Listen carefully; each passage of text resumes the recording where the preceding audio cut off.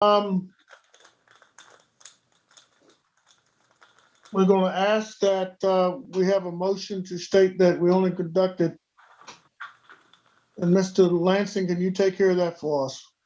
Yes, Mr. Chairman. Commissioners, to the best of your knowledge, were the only matters discussed in the closed meeting legal advice lawfully exempted from open meeting requirements, and only such legal matters as were identified in the motion by which the closed meeting was convened were heard, discussed, or considered in the closed meeting. Mr. Brooks? Yes, sir. Mr. Capel? Aye. Yes. Mrs. Zellmaker? Aye. Mr. Hutchinson? Concur. Mr. Yancey? Yes.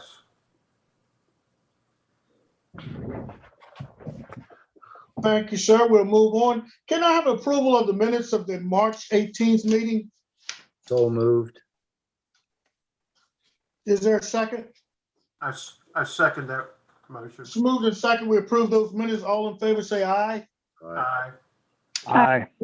Chair votes aye. Carried unanimously. Just take care. One little point of new business before we get into public hearing. We're going to appoint a ad hoc committee for the sole purpose of assisting in initial review of rezoning applications of properties situated in the Germanna Wilderness area.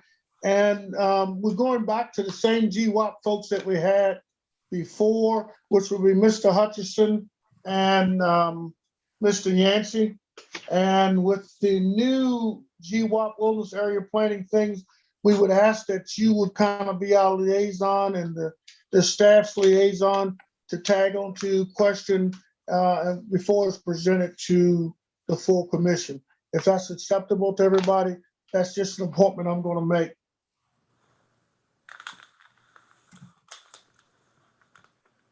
Okay.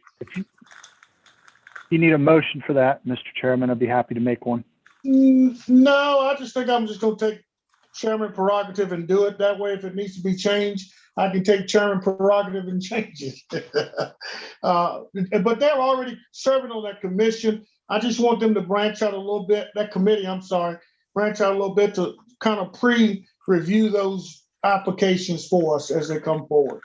Will those be forwarded to us by Sandra? Yes.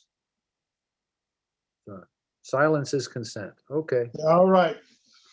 Continuation of SUP 2101. William Renard has applied for a special use to operate a livestock slaughtering and processing facility on the property owned by Night Cattle Corporation that is located 15415 James Madison Highway. This property is zoned General Industrial I-2 as identified in tax map 5734 and contains 25.73 acres. The property is situated in an economic development recommended future land use category as described in Orange County Comprehensive Plan. Commissioners, what's your pleasure on this?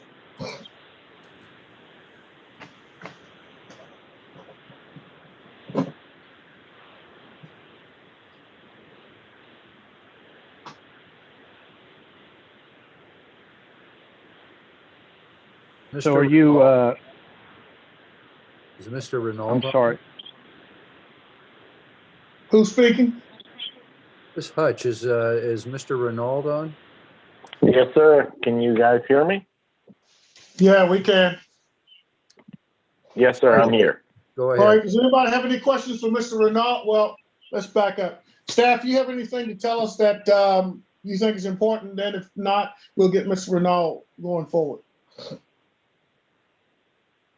Mr. Chairman, I would just make note of the sort of addendum to the staff report that was in your agenda package, just that set out information that I had gleaned from communications with VDAX and had some follow-up communication with the applicant. And that addendum did propose some conditions for your consideration. Okay. Mr. Renaud, is there anything else you want to ask us or tell us? No, sir, I think I've presented all the information on the special use permit. I'm prepared to answer any questions from the committee if they have any. Thank you, sir. Ms. Hudson, go ahead. You were asking a question. No, I just want to know if he was on, but yeah, let me, given hypothetically business is good, your plan right now is to, if I remember correctly, process 1 cow and 3 to 5 hogs per week. Is that correct? No, sir. Our goal is to be on the 1 to 2 cattle a day and the 3 to 5 hogs a week. Given that,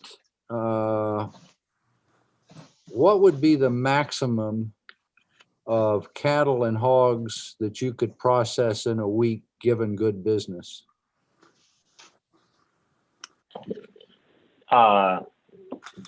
If as far as our business goes, we think that max capacity would be 2 steers a day, and probably a limit of around 6 or 7 hogs. That has to do with cooler temps and cooler space and hang times. So we do have a limitation to our capacity based on that, the 30 by 40 pad. And that doesn't include any expansion of facilities, et cetera, to increase the production? The way I understand it, sir, is that for me to expand any type of structure on that facility would require permission or approval from zoning. That's my understanding. So we didn't really put in any type of capacity in our special use because it's a physical capacity based on the actual square footage of the walk-in cooler. Okay, so and that if I had to reiterate, the max would be 2 cattle per day, 5 or 7 days a week? I would plan on us operating 6 days a week in best case, never 7. And then that's 6 or so hogs per week still? Yes, sir. I mean, if we're talking about a cap or a concession for the special use, I think me and Mr. Capella had talked about it early on in some earlier conversations. Obviously, our approach is to not have very few concessions, if any, in our special use. But if the committee wanted a concession in our special use, we would be comfortable with 25 animals a week. Combination of hogs and pigs, or I mean, Yes, sir. cattle. Hog, yes, sir. Okay, thank you. Any other commissioner? Mr. Chairman, Yes. George Yancey. Yes. A couple of questions, and then this is maybe repetitive, and I'm sorry, it may be. Can you indicate for the commission the disposal of blood from this operation, as well as what is your backup plan if Valley Protein, for some reason, whether it's weather or other unexpected events, could not remove carcass and byproducts at the time necessary? So we don't have a backup plan. I spoke to the owner operator of Fauquier's Finest, who also uses Valley Protein. Nobody else in the industry has a backup plan to that. This containment is not terribly time sensitive.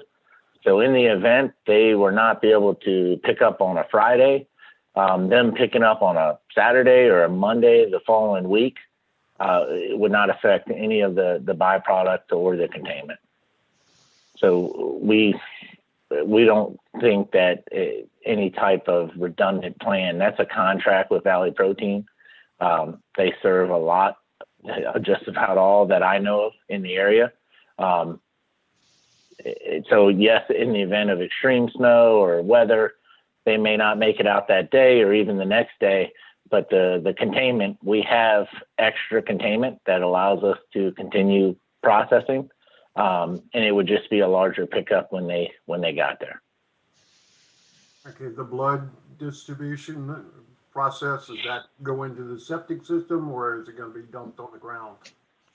No, sir, nothing, to be clear, nothing goes on the ground. But yes, right now we have the environmental engineer has already approved our septic system, and that septic system has been approved to handle the monthly or even every 3 month sales of the cattle company, and to handle our gray water and our liquid protein. That's already been done. We're just waiting for the final stamped report from the environmental engineer for us to turn in, which would amend the current septic plat recording with the health department. It's not, I know this isn't stuff that people like to talk about, but in all honesty, the liquid protein going into that septic system is healthy for the septic system. Yes, we may have a little fats, but we'll have a yearly contract to pump out that system, maintaining its integrity and its capability and capacity. Is a follow-up to that, to Mr. Yancey's question, will that septic system hold that max that you alluded to of 25 animals a week? Yes, sir. It will state in that report that it can handle our max generation or capacity of gray water, septic, and liquid protein. Are you going to quantify that max capability by numbers? I can. There is a quantity in that report from the environmental engineer, but it well exceeds our generation. Thank you. Again, it's liquid protein. The science behind the septic fields, the liquid protein is very healthy for the bacteria growth and breakdown in a septic system. Mr. Marino? Yes, sir. You probably need to repeat the last couple sentences unless their audio was better than mine. I couldn't understand what you said. It faded out. I'm sorry. I was just stating that it's not pleasant to discuss. However, the truth is the liquid protein that the blood that we're talking about putting in our septic field is healthy for the septic system. This is not a hazmat or it's not going on the ground. It is a 100% re-inspected. We have pulled all the tank covers. We have pumped everything. We have taken video for the environmental engineer of the distribution box to confirm not only that the recorded system would do it, that the condition of our septic field gives him the ability to write that report. So we're not simply going on a 1956 recorded plat of the septic system. We have dug up the distribution, the tank, the clean outs, made some repairs, found some deficiencies, made those repairs, and he has inspected it after that. How do you handle the hides? Everything, the hides, the carcass, the bones, the trimmings, the fat, the blood. What blood doesn't go down into the septic field is part of the containment. All of that goes to Valley Protein.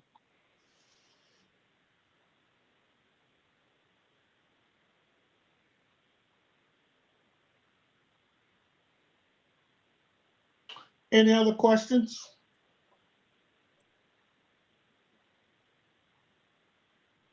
Any other comments? I guess one stupid question. Is there a requirement to refrigerate the hides once the slaughter has finished before they're picked up and disposed of? There is an incentive from Valley Protein that we pay X amount for pickup. And one of the concerns I saw about the barrels being outside and exposed to varmints and creatures and stuff like that, the reason why those barrels are kept inside is because Valley Protein takes those barrels back and they make product and other things out of this byproduct.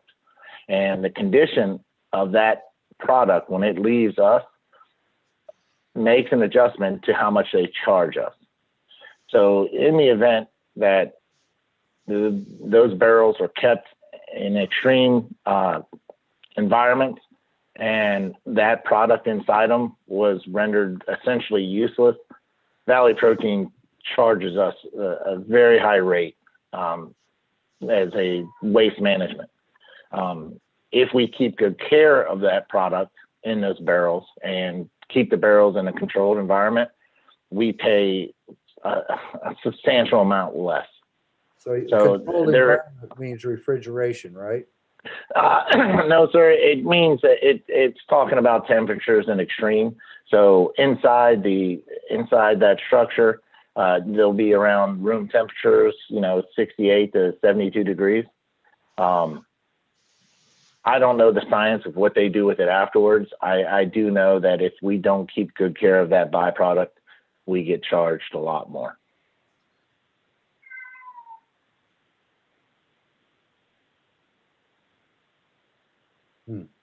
Any other questions?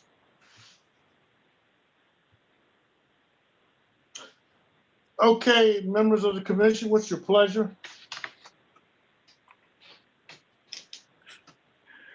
Well, Mr. Chairman,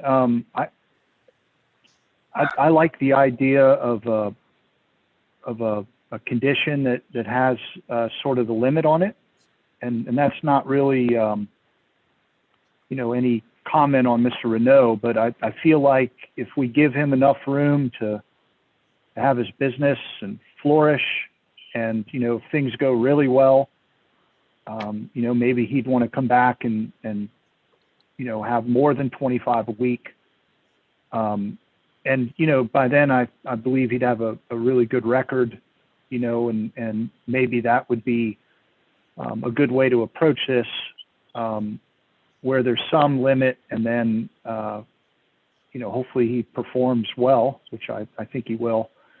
And then if things got really great, he could come back and maybe get his limit increased.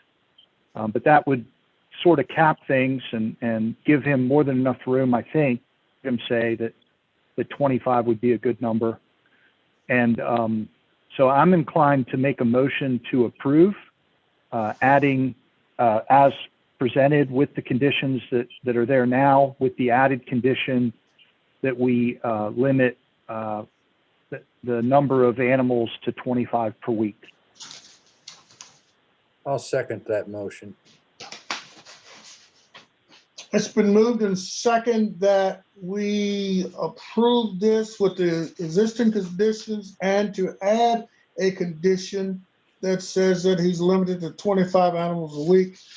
All in favor of that say aye. All opposed say nay. Roll call by Sandra, please. Mr. Capel, Aye. Mr. Yancey,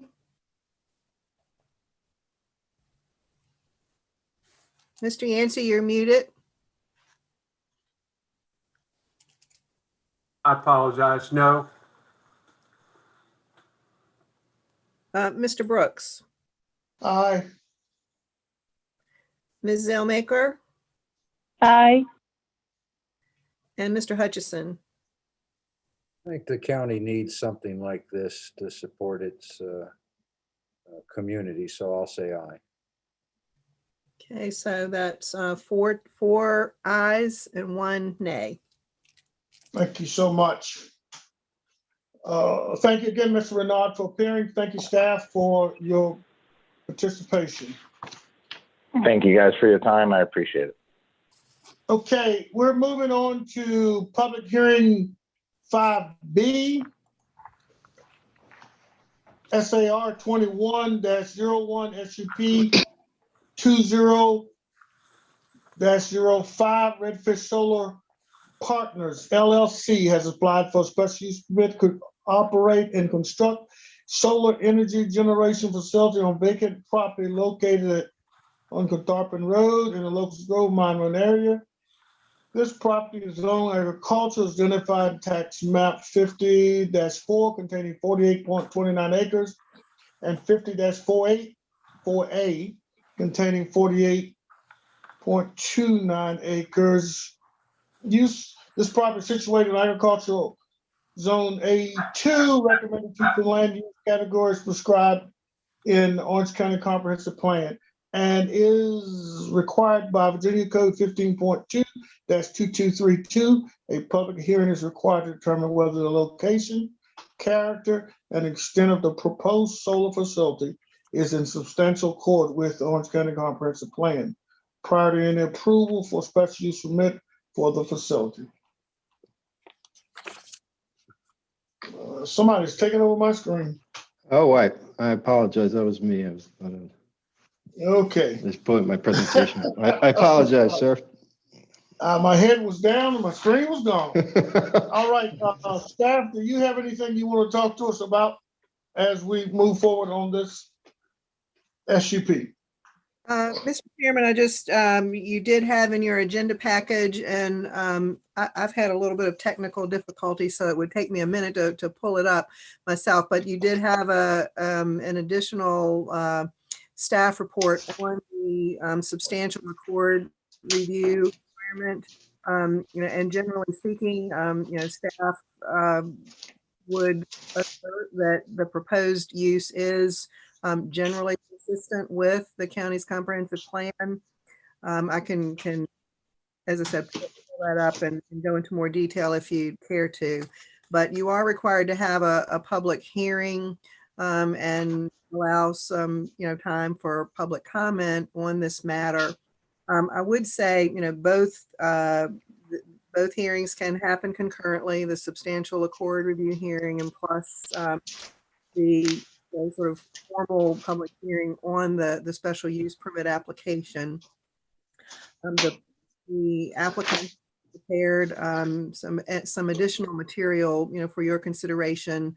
They did submit a separate narrative with respect to this substantial accord determination. I would also like to just make note of the fact that, as part of the public comments that have been received to date on the special use application, some commenters have posed a number of questions that we, are endeavoring to address. I haven't completed, that response to some of the commenters. And I will recommend that because you do need to leave the public hearing open for receipt of comments, we will need to establish a date for receipt of those comments. Okay. Using our timeline with the calendar that we have proposed to use in the now and in the future, where do you think those public comments need to, what's the deadline, and how do you want to move forward on this?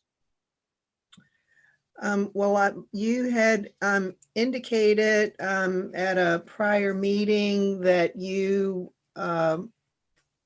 did not anticipate taking action on this until May 6th.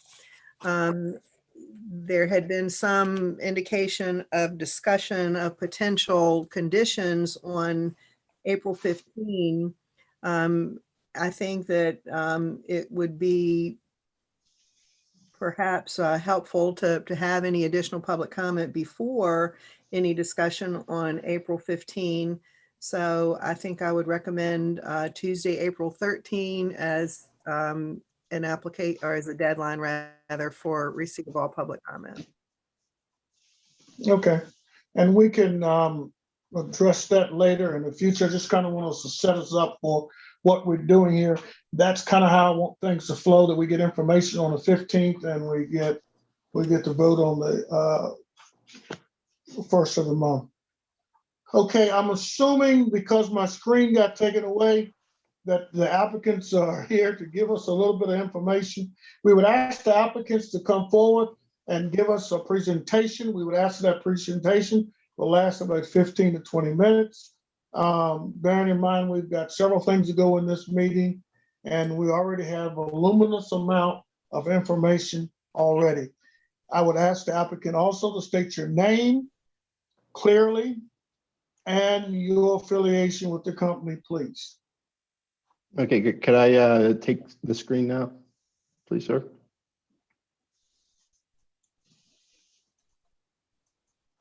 It's All right, either my audio or what's going on ain't working. Can you hear me, sir? Yes, we can hear you. I can now. Okay, great. Well, good evening to you, Mr. Chairman and other commission members. Thank you again for having us back to revisit the Redfish Solar Project with you all tonight. As with our initial hearing in February, I am joined here tonight by James Wright of the Old Dominion Electric Cooperative, my colleague at EDF, Doug Carton, as well as Chris Wu and Tess McMorris, both from our environmental consulting firm, ECT. I'd like to start off again by inviting James Wright to speak to refresh you on the relationship between EDF and ODEC. James? Thanks, Jeff. EDF and ODEC have a partnership for developing solar projects like Redfish. And this Redfish solar project would be among the first co-op dedicated utility scale solar located in Rappahannock service territory. So as background, Rappahannock Electric Co-op is a distribution co-op.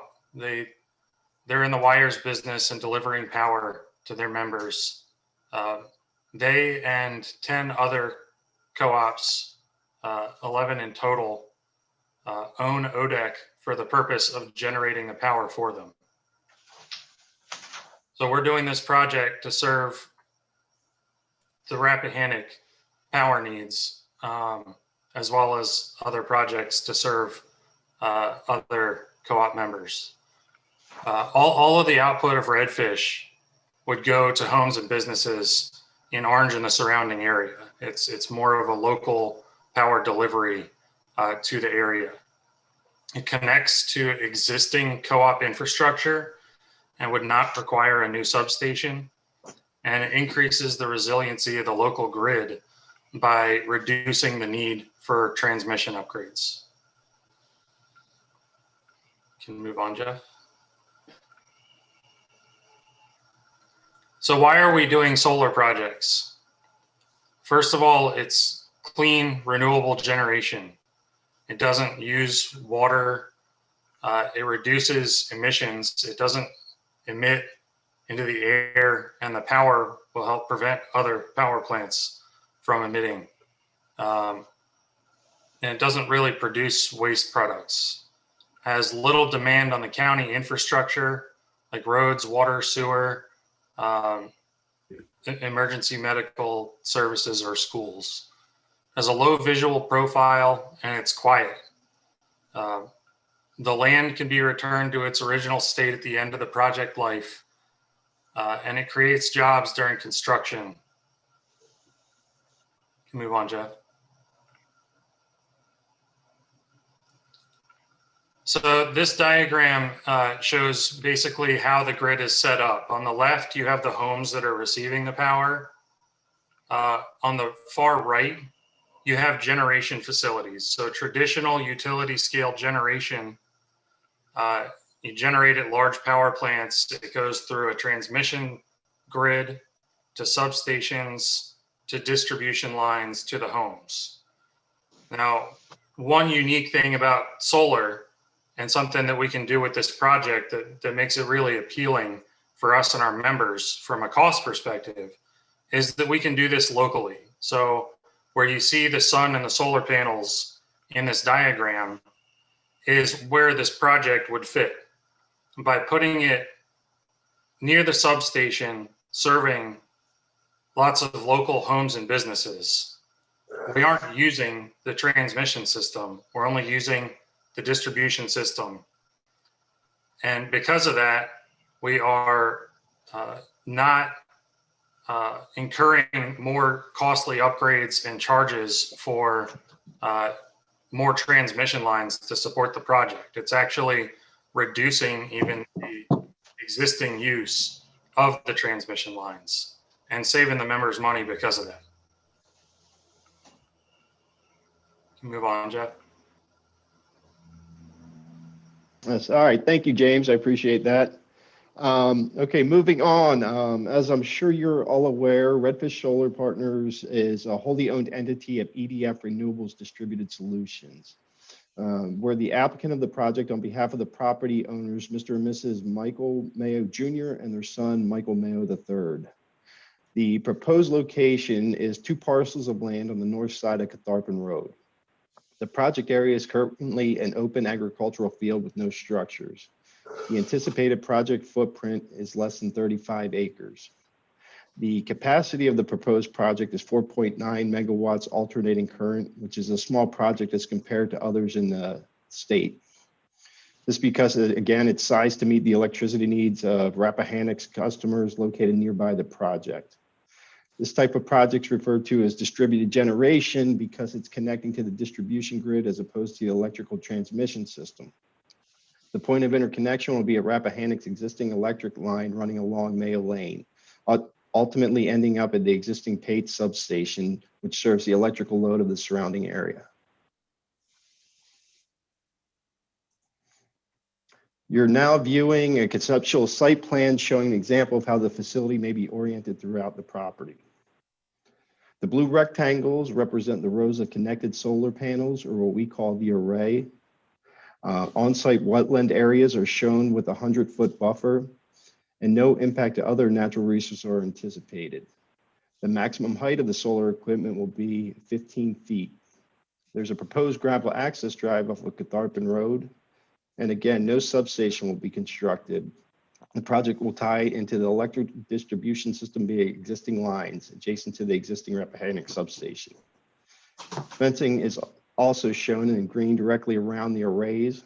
We're proposing to use fixed knot agricultural fencing as opposed to chain link to assist in keeping with the character of the surrounding community. Ancillary equipment shown in the middle of the project at the northern end of the gravel access, which represents the extent of the footprint of concrete foundations and or impervious surfaces. We'll mitigate potential visual impacts of the project by using low visual profile solar panels, limiting the maximum height of equipment to 15 feet, and incorporating setbacks from the north, east, south, and west property lines. There's existing vegetation along the property boundary. Northern, eastern, and western boundaries of the property are lined with the existing vegetation, limiting potential views from the north, east, and west.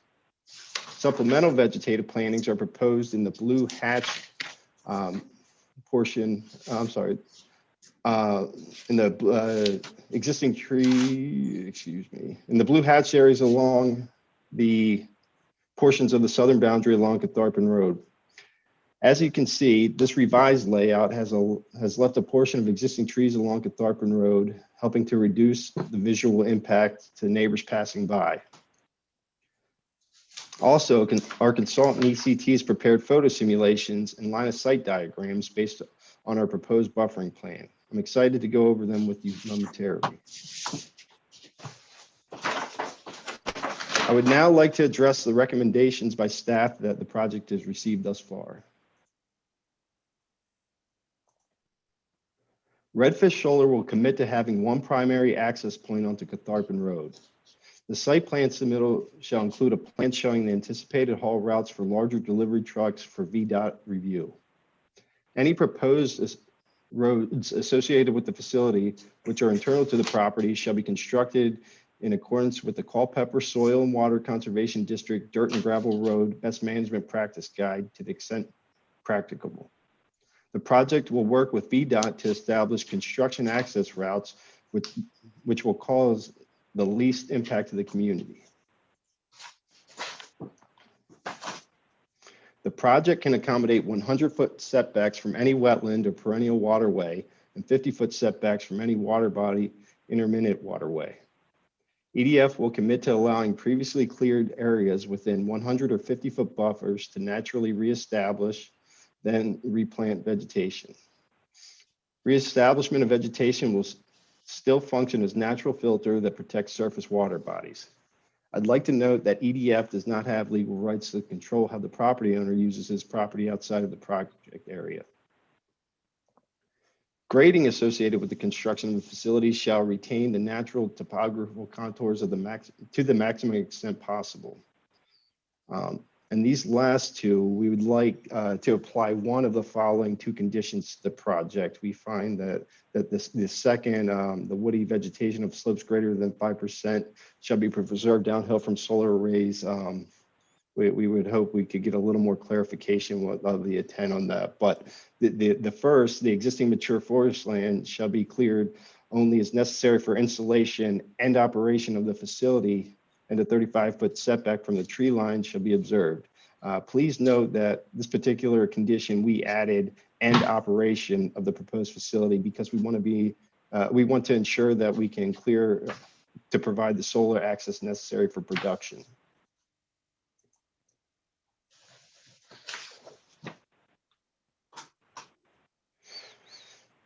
The panels used will be mounted on tractors and moving during the day.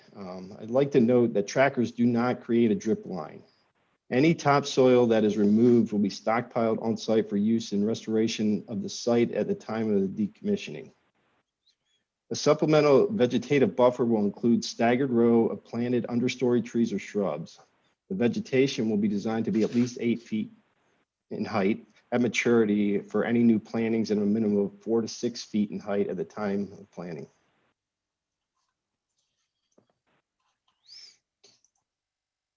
The photos that you're looking at were taken by me 6 days ago at the Annapolis Renewable Energy Park, a project built or completed in 2018 and currently operated by EDF Renewables. This project was built on a capped landfill in Annapolis, Maryland. It's also referenced in the American Battlefield Trust Siting Solar in Virginia document as an example of responsible solar development. As you can see, there's no evidence of drip line created in the soil caused by water dripping off the solar panels. And I'd like to also point out that these particular panels are fixed tilt, which means they don't rotate throughout the day, which means they would have more water running down them than what we're proposing in our project. I'd like to reiterate to you that EDF places great emphasis and takes great care to build projects that are harmonious with and good neighbors to the surrounding community.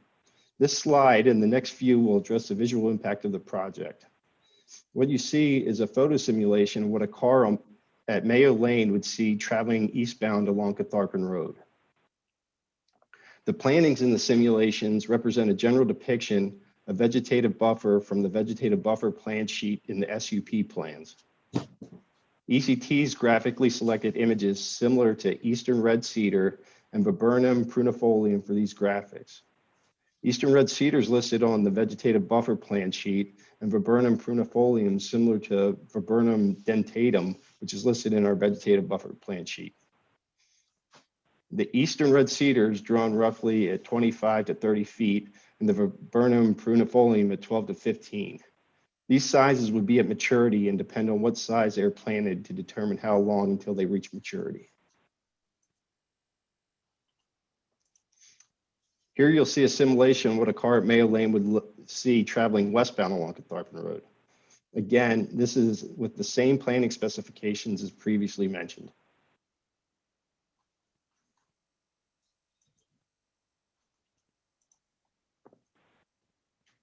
ECT has also prepared lines of sight graphics from 3 different locations along Catharpin Road. These images consider existing elevations, geographic contours, and existing and proposed vegetation to determine what can be seen from a particular location in the landscape. The image that you are viewing depicts what one would see at the intersection of Kathleen Corbin Road.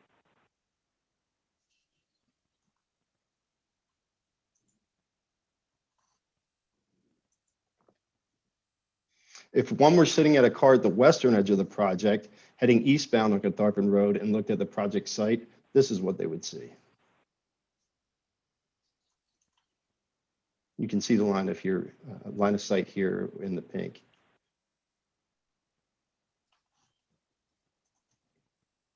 And finally, if one were sitting in a car at the eastern edge of the project, heading westbound on Catharpin Road, and they looked at the project, this is what they would see.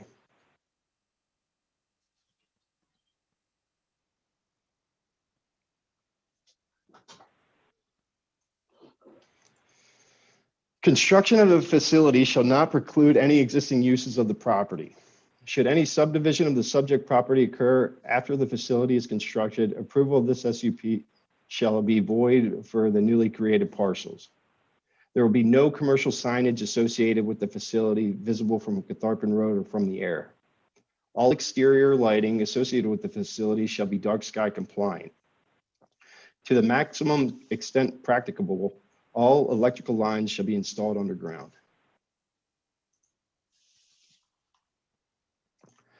We showed this image at our last presentation. Again, it's our project equipment.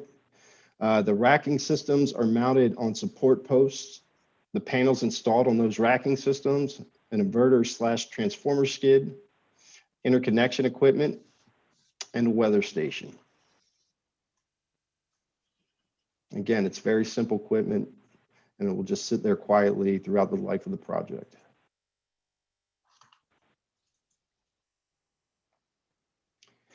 EDF's environmental consulting firm, ECT, has accessed publicly available data and resources and conducted a field reconnaissance, wetland delineation, and a habitat assessment to identify potential environmental and land use impacts of the project.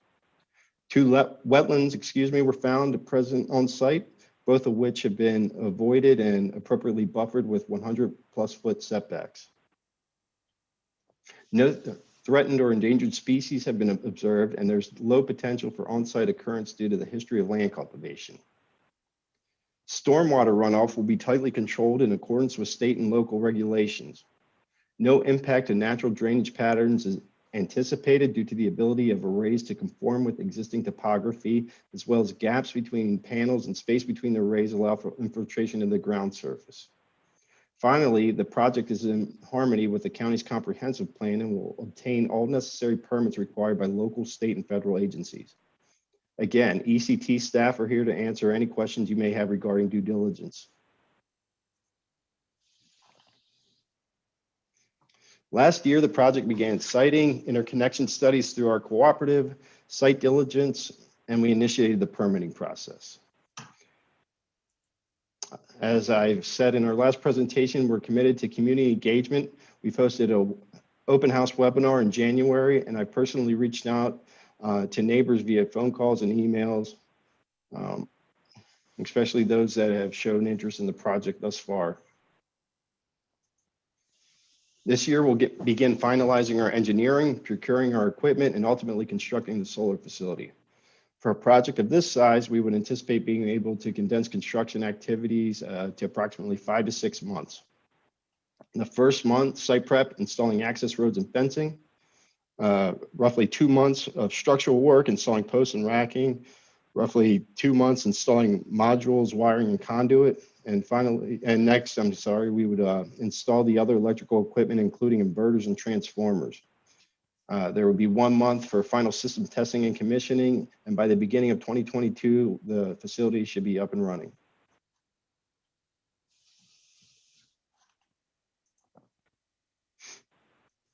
I would like to remind the Commission of EDF Renewables' experience and qualifications for these types of projects. We have 35 years of experience in the United States developing wind, solar, and energy storage solutions. We've developed 16,000 megawatts of renewable energy projects and are currently operating 11,000 megawatts. We're one of the largest owners and operators of renewable energy in the country. We're well equipped with the expertise and resources to develop projects such as this.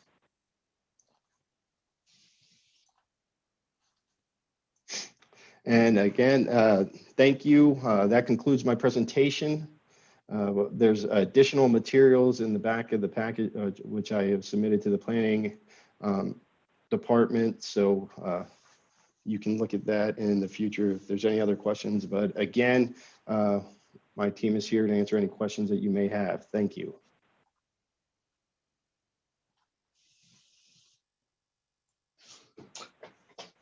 Thank you, sir. Is there any commissioners with any questions?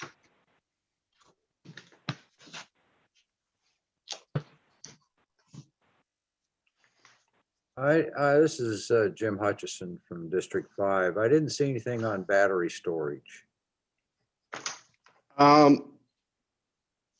don't know if you want to speak to this, James, but ODAC, there's several projects that they're releasing utilizing battery storage. This project at this time is not one of them. At the current time, we're not planning. We are reserving the rights to install it in the future if the project goes in that direction. But currently, at this time, we're not proposing that for the project. Do you have a proposed place on the site plan to place the battery storage area? No, not at this time. I'd sure like to see that. We don't have that at this time, sir. How long? I mean, again, we're not planning on installing it at this point. I know, but you're leaving the door open, and the site plan has no contingency for a open door potential of battery storage.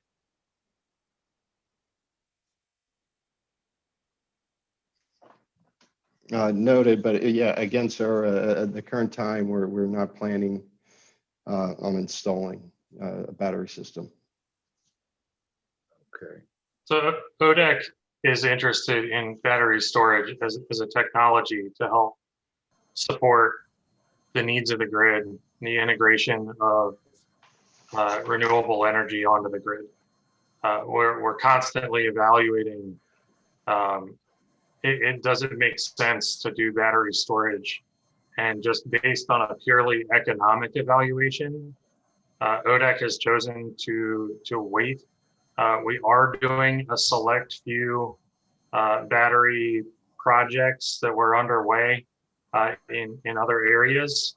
And really those are targeted more like pilot projects to get the experience under our belt so that when battery projects make economic sense for the members, we can expand that part of our portfolio.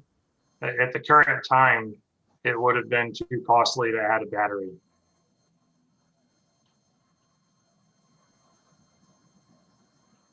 I'm a little confused on why, what would be, I mean, you have direct connection to the transmission lines. Like, I don't understand the battery thing. Could you explain why you would want batteries when you can connect?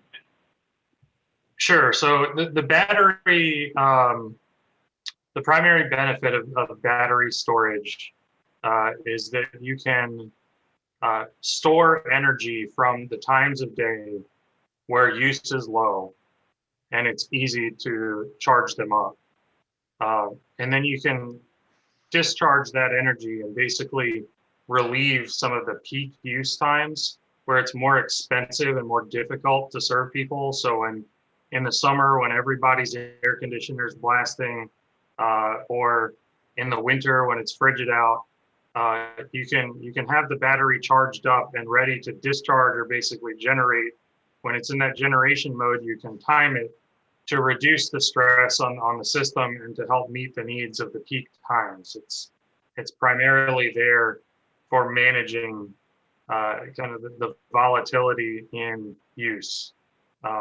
There are other benefits and other ways to use battery storage that we're also evaluating how to stack those benefits. So for example, you can use them to, if cloud cover or something suddenly reduces your solar array's output, and then it passes and it comes back up, you can level out with the battery the output at this facility and then in this application. We don't necessarily see a need to do that. This should be plenty reliable without needing a battery system to do that. But it is a potential application when there's a lot more solar out there on the grid, and there's more and more volatility in terms of the output of lots of solar arrays. The battery could help kind of balance things out just on a short-term basis, a few minutes at a time. Those are the primary things. What are the risks associated with having batteries on site, and who governs or regulates how a battery storage facility, is it a facility? I mean, I'm a little familiar with batteries, with UPSs. And so what's the risk with batteries on site? There's no real risk. We would just, if we were to move forward one day with one, we would just basically be putting it on a pad next to the other equipment, a similar pad to that.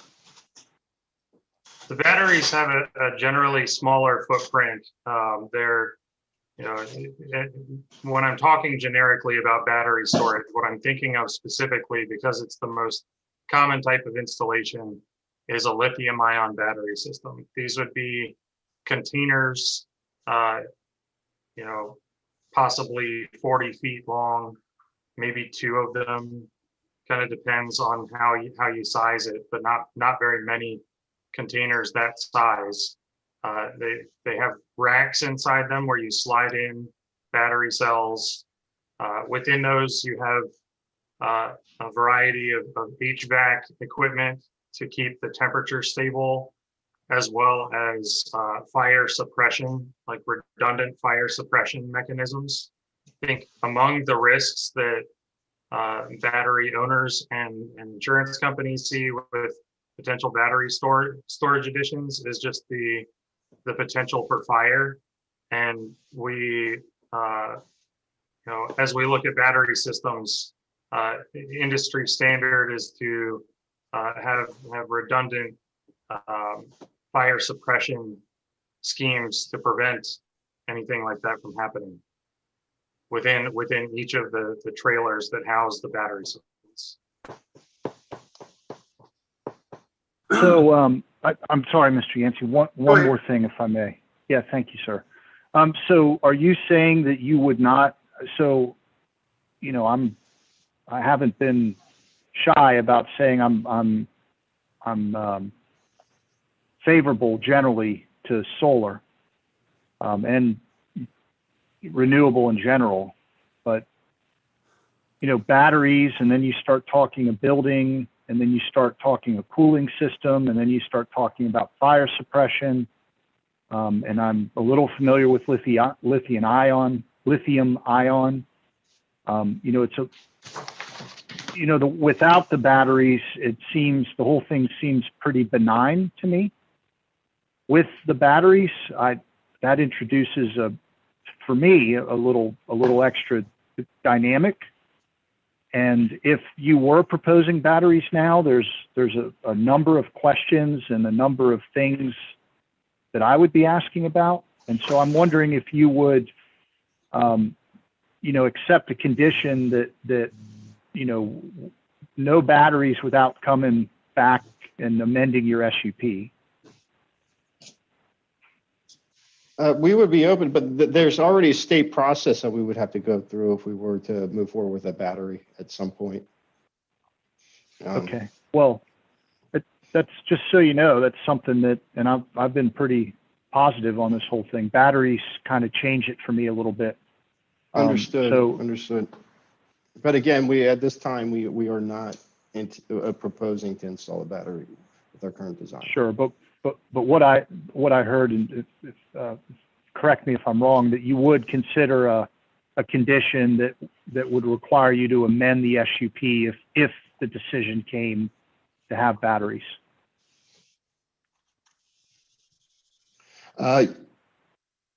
Yes, I suppose we would be in favor of that. That's fine. Maybe not, you don't have to say you're in favor, but at least amenable to it. We are, yes, we are. Yes. Okay. Go ahead, Mr. I've got Yancey. I'm done. I got a couple of full questions, but Mr. Yancey, go ahead because you was waiting in line. Okay, is your buffer plan firm or is it flexible for enhancement? No, it's flexible. I believe we submitted, as I said, we submitted in our some of the paperwork that we submitted since we last met. I mean, there's alternatives, but. Okay. Secondly, I concur with Mr. Capel's position on the battery storage. That's a game changer for me. Another question was raised by a resident, and that was that the security fencing height was inadequate to protect animals such as deer from entering the facility. Is that sufficient or is it insufficient? Our fencing should be sufficient. We're proposing 7-foot fencing. I mean, it's what's used typically throughout facilities all over the country. Is there a reason? I don't understand the rationale behind why it would be higher. I believe that's electrical code, 7 foot. And 7 foot's what's typically used at electric facilities all over the country. Well, the other, and just as operators, if I may, I'm sorry, just as operators of this, it's just simply not an issue that we encounter. As I mentioned, EDF is one of the largest developers and operators of facilities. Unfortunately, youth will scale things, so that's a risk factor you got, so that's for your consideration. In your presentations previously and specifically tonight, there was no mention of a bonding or letter of credit for decommissioning.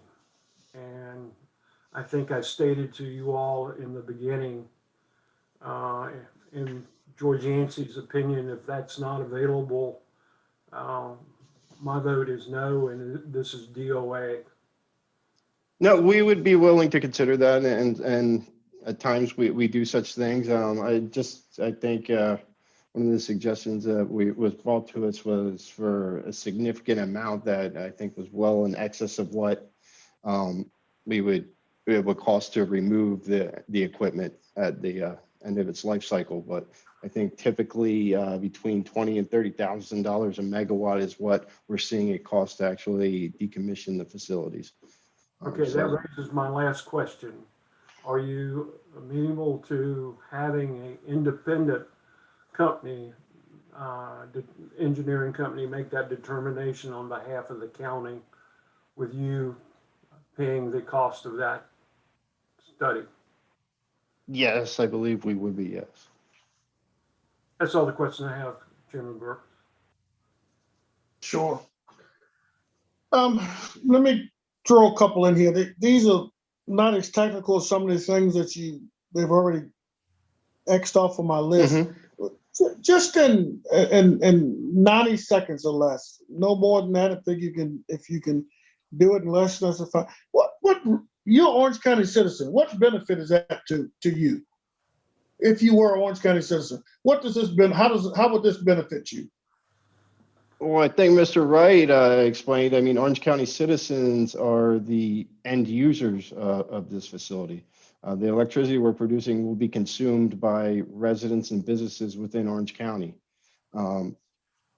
Aside from the ramifications of climate change, and keep in mind that it's a rural community and climate change. It's altering rainfall patterns. It's the frequency of climate extremities are enhancing. There's changes in seasonal temperatures, all of which have impacts on rural communities, as well as wildlife. So there's many reasons but aside from the environmental impacts and what we're trying to remedy with that, this is power that's going to be consumed locally by Orange County residents at fixed prices.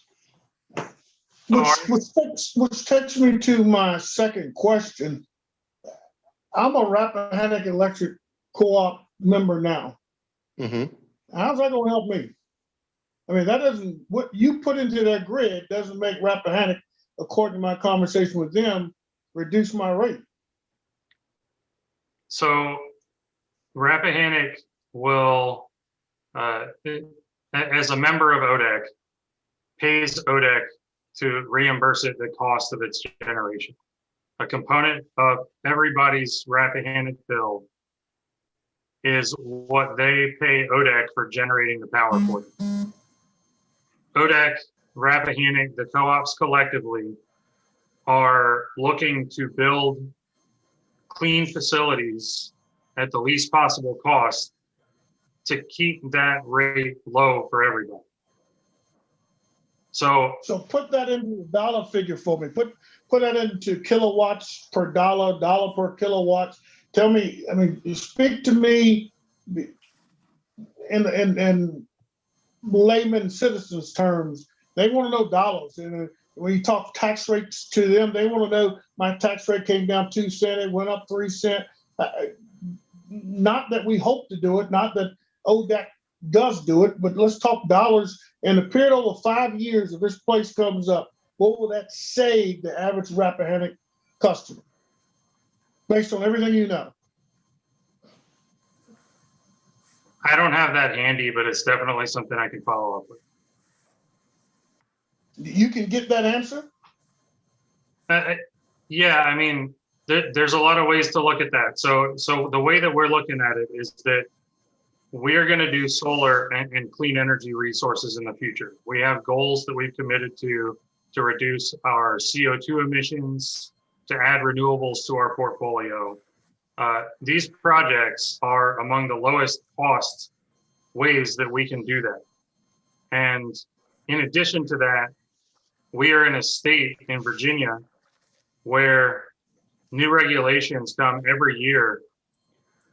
We're now, at the beginning of 2021, Virginia taxes power plants for emitting CO2, which immediately makes solar cost less on a relative basis to a lot of power plants that have emissions. When we look at this and we look at our alternatives for other ways and other project strategies to add solar, we see it as about 20% less costly for the generation component of the bill, which is probably, I'm estimating here, and I probably have to work with Rappahannock to get any more precise, but I guess only a third of your Rappahannock bill is the generation cost. But of that, I think this could be, this incrementally, this piece of it would be roughly 20% less expensive than buying from a large utility scale solar farm, but only for the volume produced from this facility. So the other thing I have to take into account when evaluating the savings to the Rappahannock members is that this project is just a piece, and you know, so it's going to be a part of the solution for all the Rappahannock members, but spreading it over the Rappahannock membership and the other co-ops, I'm going to need some time to do that math.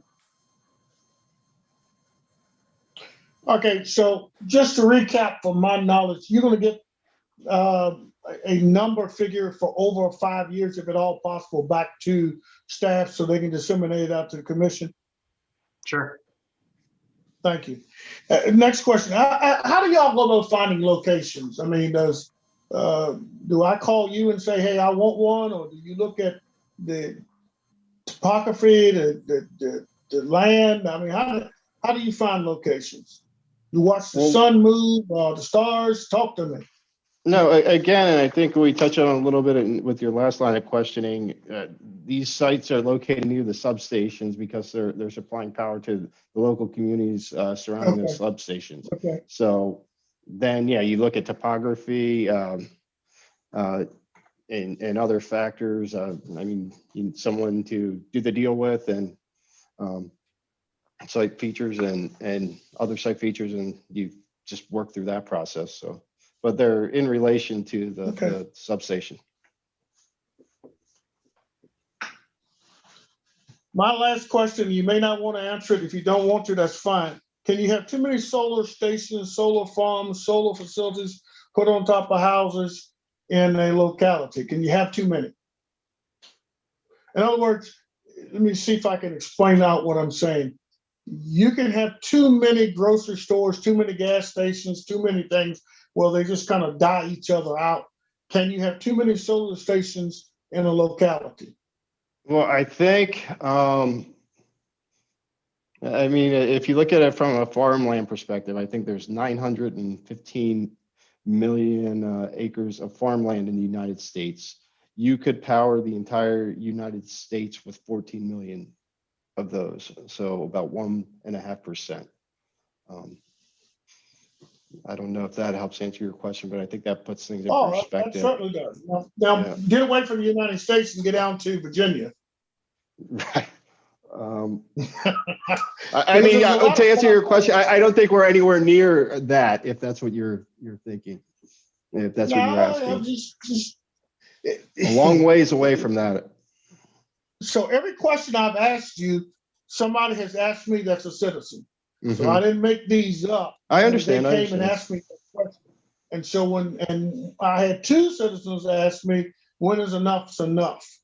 Everybody does not view a solar panel as something they want to see going down what they consider a historic highway in Orange County, and what they consider, their view of what rolling hills and our motto in our comp plan is not a solar panel in their way. So that's the reason I asked that question. How many is too many, and where does it come at? Because Orange County prides itself in being a very, very historical part of land. And it's just not history in one place.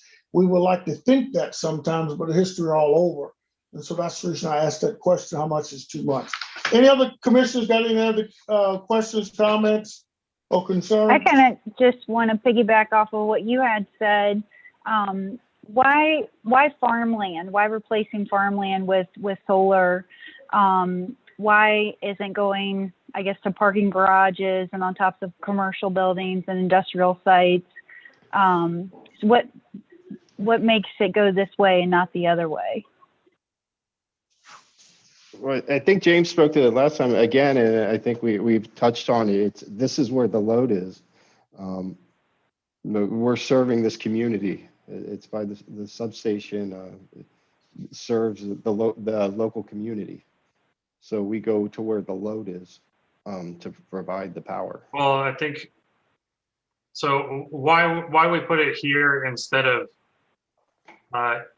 even further away is because by being close to this substation in this area that consumes power, that we are serving the local community in a cost-efficient way by locating it near that electrical substation.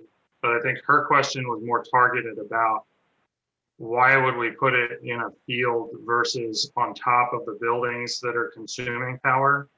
I think there's a lot of components to that. Part of it is that solar needs a lot of land, and so finding to really generate a substantial amount of solar power, like a conventional power plant, like a lot of the power grid is served by either nuclear plants, coal plants, natural gas plants. They're often, 1,000 megawatts is their output rating. This facility is roughly 5 megawatts, and it's using a little under 50 acres. So To give you a sense for the magnitude, you'd need to, so how many times, 1,000, you'd need so many more acres, to equate to one of those size facilities. To try to find enough rooftop to serve that much power, we're not really finding a lot of opportunities present themselves for like a 40 acre or larger, 1,000 acre, for example, for the utility scale projects, rooftops. When you find small rooftops to put it on, you lose economies of scale. So you basically just end up with a substantially more expensive cost per unit of power that you're creating. So it really becomes a cost issue at that point. It's, we're trying to balance getting enough solar power with keeping it low cost, and rooftop solar is more expensive. Mr. Commissioner, if I may, my name is Chris Warren with ECT. I'd also like to add that to piggyback on what James had mentioned, the acres per megawatt, they do vary, but it's generally between 5 and 10 megawatts per acre. So as James's example of a traditional gas-fired or coal-fired plant of 1,000 megawatts, you're looking at between 5 and 10,000 acres of land needed to equal the output of that traditional fossil fuel fired plant. So it is require land. It is a substantial land commitment, and you're not going to really find that in residential areas, and it's very difficult to find in urban areas.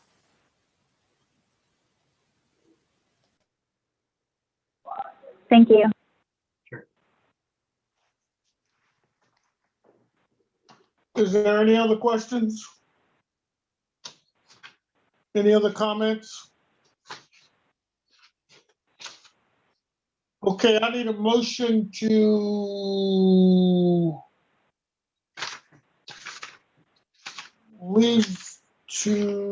put this to the. Mr. Chair, Yes.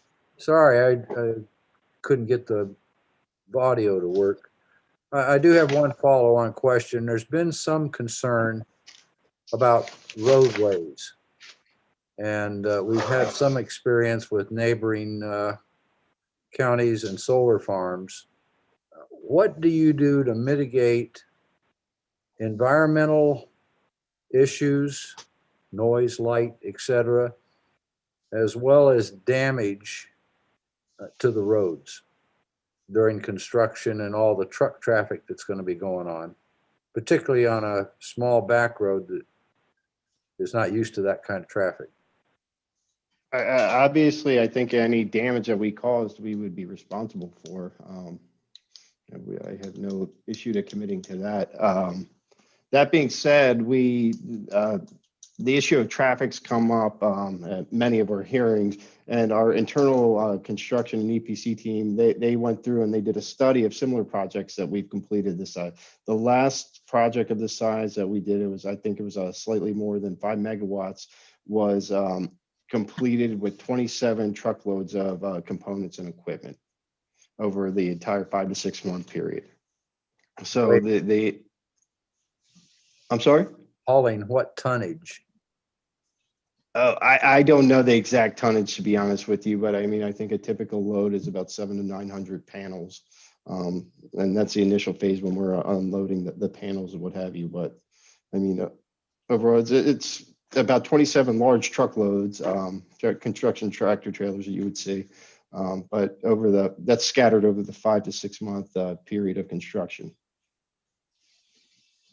But obviously, yes, we would commit. I mean, and I think if we were responsible for any damage to roadways, we would fix those. Have any of your other projects had to deal with something like road fees or something associated with No, they haven't that I'm aware of. Okay, thank you. Thank you. Any other commissioners? Staff got anything? All right, we need a motion to move the this to the 5/6/21 date and to cut the public comment off if there be any by 4/13/21. We can do it in one motion, I believe. So moved. Continuation. Okay, is there a second?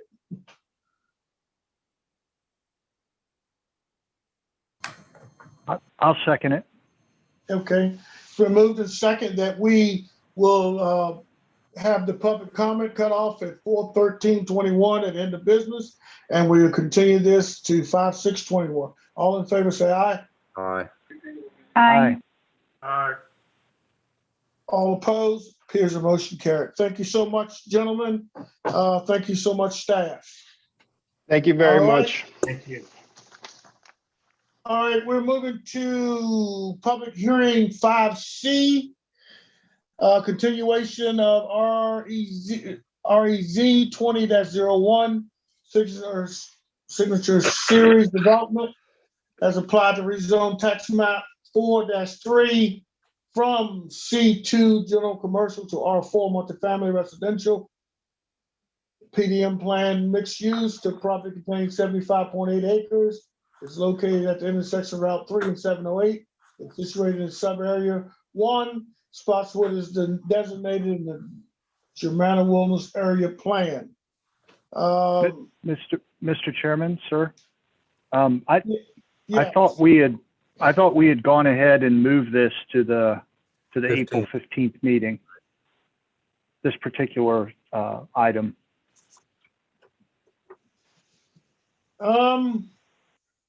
I don't think so as of yet.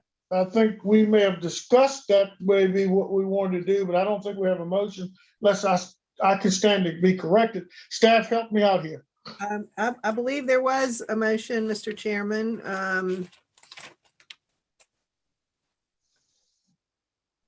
Yeah, after your discussion, the motion was made by Mr. Hutchison, seconded by Mr. Capel to amend the agenda. No, I'm sorry, I'm looking at the wrong. Mr. Capel made the motion. I don't think we put it to a motion yet, so let's move that. If so, we move it twice. Yeah, I did see my note though. There was a motion by Mr. Capel to move the discussion to the April 15th meeting to allow time to review proffers. You seconded the motion, Mr. Chairman. I stand corrected. Don't even know what I did myself. Thank you so much. All right. Let's go to 4D then. I'm sorry, 5D, which is continuation SUP 20-04 Mountain View Community Church has applied for special use permit, construct and operate a residential drug and alcohol treatment center on their property identified as tax map parcel 7-16A located at 23540 Raccoon Ford Road. This property contains 8.029 acres. It's zoned agricultural and situated in agricultural 1. Recommended future land use categories described in Orange County Comprehensive Plan. Commissioners, what are we doing with this? Mr. Chairman, I need more time to review this, although I've had certain medical issues that have prevented me to do a lot of this, and I'd like to extend this to May 6th. Is there a second to continue this to May 6th? I concur with that, Mr. Chairman. It's been moved and second, moved by District 5, second by District 2. Mr. Yancey, to move this to May 6th. All in favor, say aye. Aye. Aye. Aye. Aye. Sounds like we're unanimous there. Thank you so much. Okay, folks, we're at our work session, which we don't have none. We're at our old business, which we have none. We have a report from Mr. Johnson. I see he's on board if he has one. No, sir, Mr. Chairman. He has none. Planning and Development Services report, Mr. Gillespie, we have your time now. Thank you, Mr. Chair, members of the commission. I'll have a short report for you. I do want to say, pleased to provide the following report. This is the third Orange County Planning Commission meeting I have attended, including March 4th as your guest and March 18th, my first time as a new employee, but after 10 days, I seemed already to be acting as an old hand in the department. At least that was the expectation of folks around and coming in the door. Over the last 3.5 weeks, I have met with each commissioner individually to discuss priorities of the commissioners. We discussed the priorities for the Planning Commission. We talked about updates to the comprehensive plan and to zoning and subdivision codes. Thank each of you for your hospitality during these sessions, for the engaged conversations, and for providing me much needed perspective as a newcomer to Orange County. I'm inspired by your service to the community, and I'm excited to join you in shaping a work program for the Planning Commission. At your March 18th meeting, we had the first educational session in this year's newly scheduled second meetings of the month. We had an informative presentation from Patrick Money of the Rappahannock-Rapidan Regional Commission. He presented on factors of electrical power generation, primarily by utility scale solar facilities, and local land use and regulatory environment in the localities around Orange County. Following the meeting, Mr. Monty suggested peer government staff as resources to Orange County and provided Orange County staff with the contact information for further research and evaluation. In future months, looking ahead for over the year, I ask each of you, each commissioner, for suggested community planning and development topics for the second meetings of the month. And at present, the following work sessions are currently scheduled. At the April 15th meeting, we will talk about Planning Commission roles and responsibilities, various training opportunities available online and especially online in the last year, and development of work programs. At the May 20th meeting, the REZ 2102 application for Wilderness Crossing will be the subject. In closing, I must commend Sandra Thornton for her dedicated service to Orange County. In the midst of trying circumstances before my arrival, she is a valued public servant and a trusted colleague. Orange County is fortunate to have the professional depth of experience that Sandra brings to the Commission and to the Department of Planning and Development Services. Together with Tracy Newman's assistant, Sandra has facilitated the continuity of government during the COVID-19 pandemic through successful use of online communications and virtual meetings.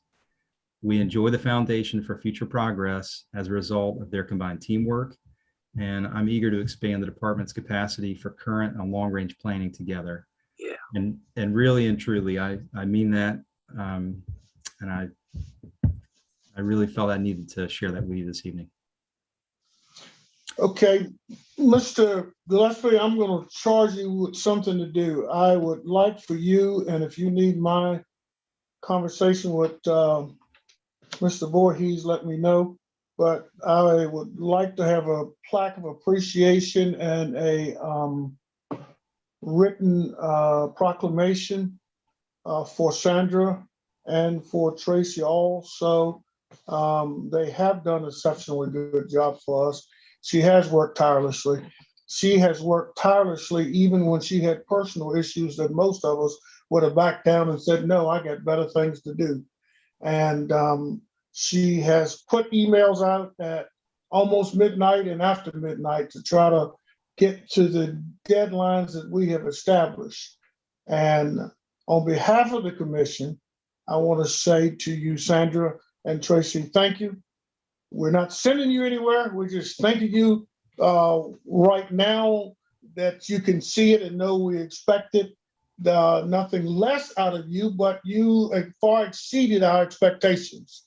And we appreciate that. And that's what government should be, has to be. And if it's not, then we're not doing what the citizens expect of us. Thank you so much for that. And if Mr. Gillespie, you could get those things prepared for signature and plaques for walls One thing they will never be able to say, we did not appreciate them publicly. And thank you all so much for your work, and don't stop it. It works good. Thank you again. Any commissioner comments? Mr. Chairman, if I may, I just want to talk a little bit, just real quickly, about solar. And a lot of people have questions about farmland, and Julie, I heard you ask about it. And so this will just take a minute or two, but I just want to kind of give you my view of that. And you know, I'm an ardent supporter of rural and an ardent supporter of farmland. So just very quickly, if you would indulge me. So I try to simplify the issue, and I do the same thing with climate change. If you reduce it to energy, it's not a very complicated subject. We know with very, very good certainty that over the last 6 to 7 decades, through satellites, that the Earth is absorbing more energy. Like, we just know that, like, it's irrefutable. And we're down to the level where we can actually, through remote sensing and isotopic chemistry, know exactly which greenhouse gas is responsible for it. I mean, it's down to that level. So it's just irrefutable. And you know what that means, that's where the question is. You know, there's no doubt that a body that absorbs more energy warms. And you absolutely can prove that the Earth is absorbing more energy. And if I extrapolate that to farming, you know, really, when we eat food, what we're doing is we're eating food and generating energy. And there's many farms that produce products, you know, that go into ethanol and power our cars. And there's all sorts of ways that farmland ultimately results in a product that gets converted to energy. And so for me, at that kind of simplistic level, I don't really see the difference. Like, if I plant corn and the corn gets converted to ethanol, and the ethanol's now burned in some sort of power generation plant, or if it goes into a vehicle, you know, I've basically converted sunlight to energy. And so to me, and you don't have to agree with this, but the way I view it is that we're taking sunlight on farmland and we're converting it directly to energy. And there's nothing in between. And so to me, it's a very, very efficient way of generating energy. And to me, in spite of some of the visual things, which working with me, many of you, that I detest the visual impacts, to me, it's a very efficient way to convert sunlight to energy, more efficient than growing a crop and then converting that to energy. So that's how I sort of view it, Julie and others. And you don't have to agree, but it may be a bit of a simplistic view, but that's how I view it. So I just wanted to put that out there.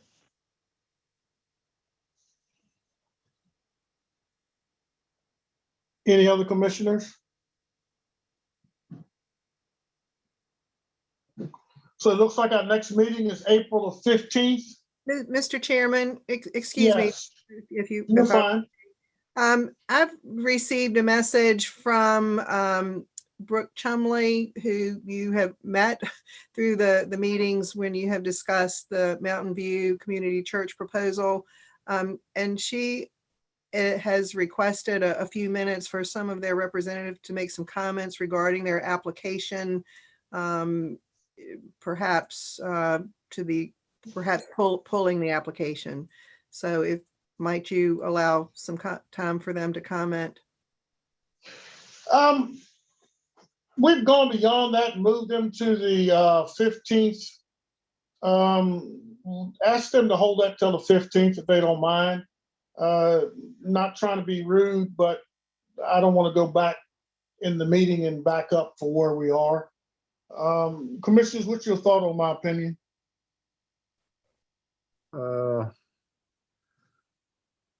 Did I hear you correctly, Sandra, that they're thinking about pulling it? Yes, sir. That was the message that just came through. Mr. Chairman, you know, if they're here, I'd recommend we go ahead and listen to them. All right, that's one says move on, one says here. I say hear them. Okay, I also say here. okay. Let me hear them and tell them they got 5 minutes. They're not going to prolong the night with it, but I will listen to them. Who's Thank you, talking? Mr. Brooks. Thank you. Anthony's going to go ahead and jump on here. We have Anthony Grimes, who's the Executive Director of VAR, to speak to that.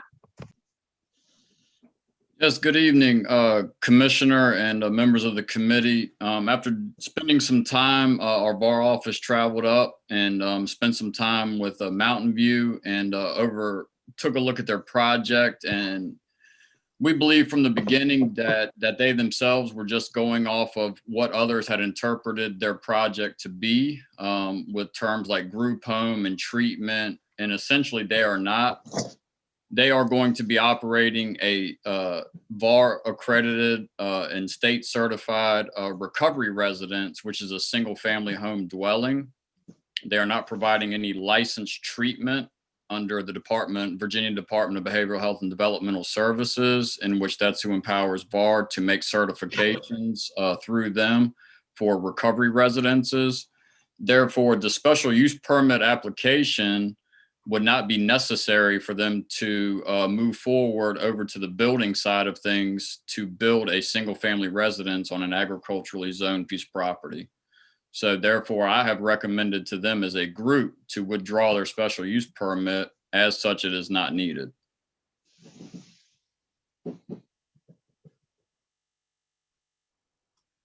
Okay, we've heard your comments. I would suggest to you follow the guidance of whatever legal advice you think you have or whatever authority you think you have. Do what you feel is important to you and necessary for your group. I'm not going to let the commission comment one way or the other on your statements. Okay? Yes, sir. I mean, I would say at this time, it would Thank be you, up to Mountain View if they would want to pull their permit. Thank you so much for your comments. I don't think it's anything we need to do as a commission at this point. Mr. Lansing, I'm sure you're still on board. Is that correct? We don't need to do anything? No, if they don't want to apply for the SUP, then there's nothing They can take we away. can or should do to stop them. Right. Okay, that's what I need to know. Any other commissioner comments? Mr. Chair, as a point of order, I would note that we would request a formal withdrawal in writing. Okay, okay. As a point of order, we would ask, we get whatever move they make in writing. I would say, Mr. Gillespie, you've been in the meeting, you make that contact and get what necessary information you need. Okay. Any other commissioner comments? Again, our next meeting date is April 15th. I solicit a motion to adjourn.